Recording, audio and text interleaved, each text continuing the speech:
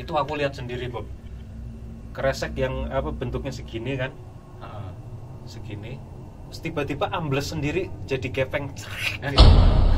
Habis itu Kayak didudukin. cewek itu datang pas main kantor kita. Main terus di belakang dia nggak tahu ikut apa di dapur lah, ikut makan apa gimana, terus tahu dia itu keluar nongkrong sama teman-teman terus ngomong enak ya kantornya Tim Long sekarang udah ada mbah-mbahnya ikut membantu, dia bilang gitu. Suaranya itu kuntilanak tapi gagap. Hah? Kan kalau kuntilanak itu kan Nyaring lah suaranya. ini suaranya beda. Gitu.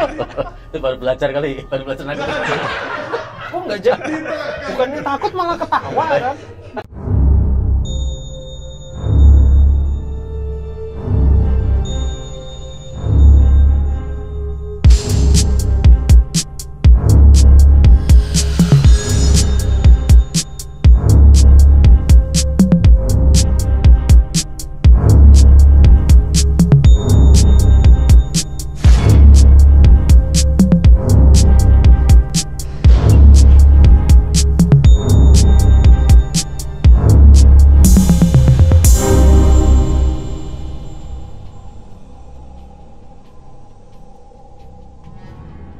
Assalamualaikum. Bareng dulu. 1, 2, 3. Assalamualaikum warahmatullahi wabarakatuh. Ya, selamat datang dalam acara Enggak Normal Eksperimen. Enggak Normal Experience. Ini cerita horor di channel komedi tapi ada cerita horornya. Ini podcast horor sebetulnya. Audio masuk. Jangan-jangan ada yang ganggu nggak masuk. Aman.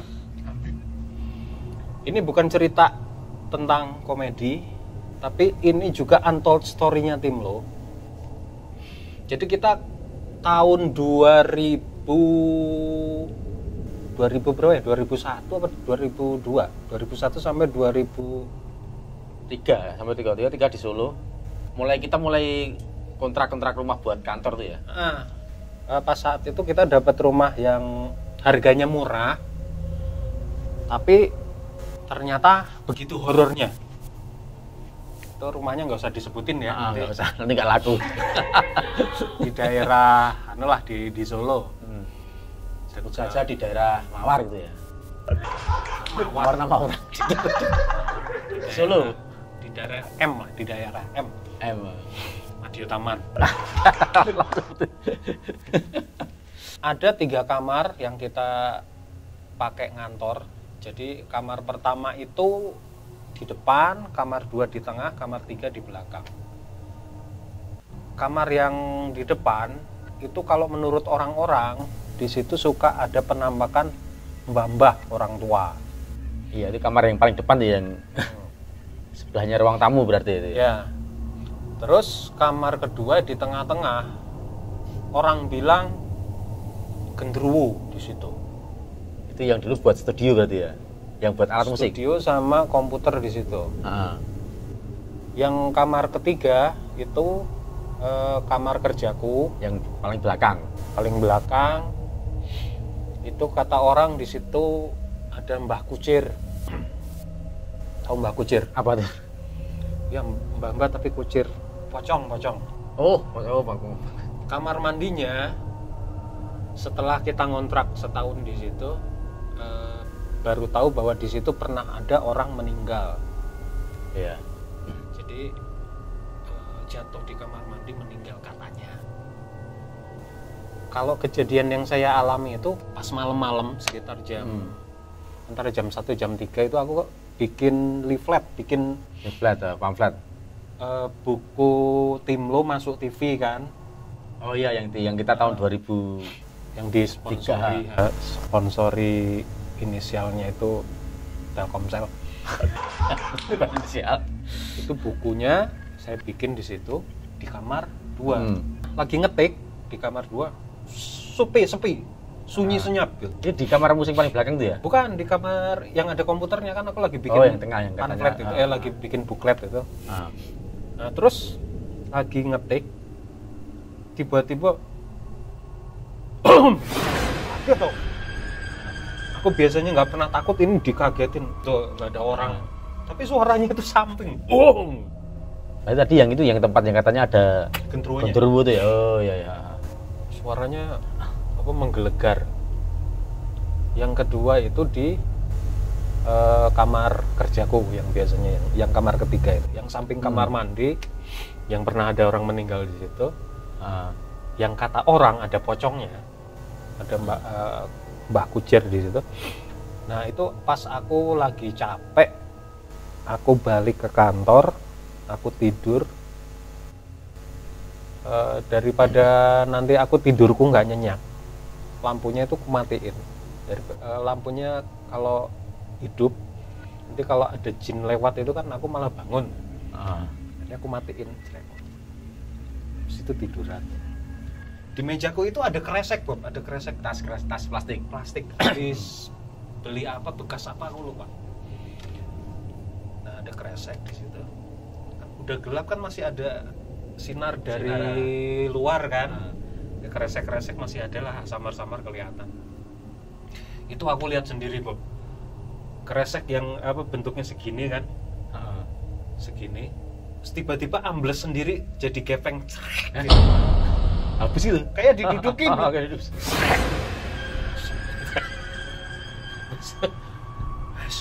Udah sana, kalau mau nakutin aku ya situ biasa. Tak tidur aja, tak lanjutin tidur. Habis itu aku malah nggak bisa tidur. Ini sekarang posisinya di mana? Tapi emang nggak pernah berwujud ya, nggak pernah ngeliat. Kalau aku feeling itu indera keenam itu merasakan tapi nggak bisa lihat. Kalau di kantor tuh aku cuma kalau suara sering tapi nggak pernah lihat. Cuma dulu kan ini siapa sih temen kita, siapa namanya, si cewek itu datang pas main kantor kita, main terus di belakang dia nggak tahu ikut apa di dapur lah, ikut makan apa gimana, terus tahu dia itu keluar nongkrong sama teman-teman terus ngomong ini ayah kantornya Timnung sekarang udah ada mbah-mbahnya ikut membantu, dia bilang gitu. Terus siapa itu? Makanya dia nanya, harus aku udah kaget tuh, nggak ada soundnya. Terus mbah-mbah itu siapa? Loh tadi apanya? Tadi saya di belakang, aku pas ngambil nasi itu ada orang yang nyuci piring, mbah-mbah pakai jari itu, terus wajahnya dari samping tapi kelihatan putih gitu. Padahal kan kita nggak punya pembantu. Itu padahal siang itu satu. Terus dulu Afis juga pernah jam berapa, agak maghrib, tahu-tahu dia tuh lari keluar, kenapa? Lihat dari dia setelah makan apa gimana masuk ke dapur, ngeliat bahwa kok ada apa orang pakai kain kebaya itu loh. Lah tapi Afis nggak berani noleh ke atas, dia langsung lari keluar. Dia cerita di sana ada ibu-ibu. Itu yang diperluas sebelakang. Yang diperluas belakang, yang ada dapurnya itu. Jadi kamar 1, 2, 3. Terus setelah kita ngontrak ke tahun kedua itu sama kita ngontrak yang ke belakang juga. Akhirnya pintunya kan dibuka kan. Ada pintu sekatnya yang dulu disekat, terus jadinya udah ke belakangnya. Ternyata di belakang itu juga yang paling sering penampakannya itu katanya ya ibu-ibu pakai jari, pakai kain kebaya. Kita punya temen paranormal dari Semarang gitu. Mas ini tolong kira-kira ganggu apa enggak ya? Nanti ada penjaga malam soalnya di sini gitu. Sama dia tuh disyarat-syaratin gimana nggak ngerti. Terus akhirnya bau mawar kan? Ingat nggak bau mawar? Ini kok bau mawar apa mas? Kalau bau mawar itu akhirnya syarat kita diterima. Oh iya. Aku nggak ngerti dia ngasih syarat apa gitu, terus diterima. Nah terus setelah itu aman. Pada suatu saat Edi itu kita sebut inisialnya juga apa enggak? Udah terlanjur. Nah si Edi ini pada suatu saat dia itu lari tunggang langgang dari kantor. dari kantor kita. Terus waktu ditanyain, kamu kenapa lari? Katanya ada putih-putih melayang. Putih-putih melayang. Aku langsung merinding. Putih-putih melayang. Langsung merinding. Itu di anu ya, di yang dalam kantor. Paling belakang apa? Di lorong menuju ruang belakang lorong situ. Nah, terus dia bilang ada melayang di situ. Akhirnya aku telepon sama temanku yang paranormal. Mas, ini penjaga malamku diganggu. Oh, diganggu kenapa? Terus akhirnya nggak tahu dia nerawang atau gimana. Terus dia cerita gini, Mas, ini tuh sebetulnya nggak ganggu. Cuman makhluk-makhluk halus yang ada di situ itu sedang bikin arisan. Nah, jin-jin yang diajak arisan itu yang pada datang lupa bahwa nggak akan ganggu kita. Tapi pendatang-pendatang ini yang aduh, gitu. Nggak pas. Tapi pendatang-pendatang ini yang lupa dibilangin bahwa jangan ganggu anak-anak timur yang ada di situ. Jadi abis diceritani itu, aku baru tahu bahwa jin juga ada arisan. Nah, itu makanya. Kira tadi jinnya itu marah karena jin yang punya rumah itu belum bayar arisan setelah dapat loh.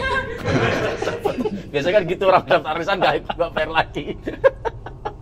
Dulu ya cuma itu lihat kayak apa ya, lodong plastik itu jatuh sendiri malam-malam, tapi aku nggak tahu itu lodong itu apa bahasa apa ya Indonesianya. Toples lah, itu jatuh sendiri pas malam di depan kok blundang loh, nggak ada apa-apa kok jatuh. Tapi ya katanya kata si Edi tadi itu memang sering kayak gitu. Itu aku kalau cuman 2 yang paling berkesan itu yang kresek tiba-tiba gepeng kayak didudukin gitu, wah kaget. Terus sama DM itu gendruwo DM di situ. Itu tadi kantor di Solo, sekarang pindah kantor Jakarta. Yang paling serem itu kantor pertama ya. Kantor pertama itu sampai siapa dulu yang ditakutin di situ? Ada pocong itu. Itu sih itu supir yang kita pertama kan kita nyarter mobil sampai berapa bulan dulu. Nah, supirnya itu ditemuin pocong. Katanya lihat pocong turun dari tangga. Pocong turun dari tangga. Pocong turun dari tangga. Nah itu. Nah, waktu ke Hong Kong, aku sampai beli CCTV. Aku pengen lihat pocongnya bentuknya kayak gimana. Dipakai berbulan-bulan itu nggak pernah dapat pocongnya kayak gimana. Akhirnya CCTV-nya aku kasihin temen, aku kasihin Topik. Karena Topik punya pabrik. Nggak kepake kok. Yang aku ingat cuma ada isu pocong. Kalau lainnya apa pada? Aku suara. Jadi pas itu kan aku tidur di atas, padahal tidur itu banyak orang rame-rame, kita tidur kalau nggak salah berapa ya, berempat atau berlima dulu. Lah itu pas malam itu tuh tiba-tiba biasanya kan anak-anak itu istilahnya begadang. Tiba-tiba tuh pada mungkin habis main capek pada tidur. Nah, aku belum bisa tidur. Tapi feeling itu udah nggak enak kok. Apa ya? Hawanya itu apa? Aneh itu loh. Dan saya bener pas malam itu tiba-tiba kok ada suara apa? Cicit kayak burung parkit itu loh. Itu katanya kalau orang tahu itu kan kuntilanak. Nah, suara itu mendekat, menjauh itu loh. Jadi kalau katanya itu kalau suaranya mendekat itu justru dia itu menjauh, tapi kalau menjauh justru mendekat. Itu lama banget sampai aku bangunin siapa dulu sebelahku itu si Jack siapa itu, terus kalau pas ada yang itu suara itu kayak hilang. Pas pada tidur lagi bersuara lagi sampai lama. Sampai hampir subuh tuh. Terus aku penasaran, terus besoknya pas itu kan aku mikirnya lah paling itu suara suara peliharaan siapa loh. Ternyata aku lihat di situ sebelah itu sama sekali nggak ada yang miara burung. Aku ingat Bob, di itu tempat tidurmu yang berbanyangan itu kan, itu ada pintu keluar ke atas genteng itu loh. Itu. Aku pernah lihat di situ Bobby. Kalau telepon kan suka ke situ tuh, suka cari tempat nyepi. Telepon istri saya.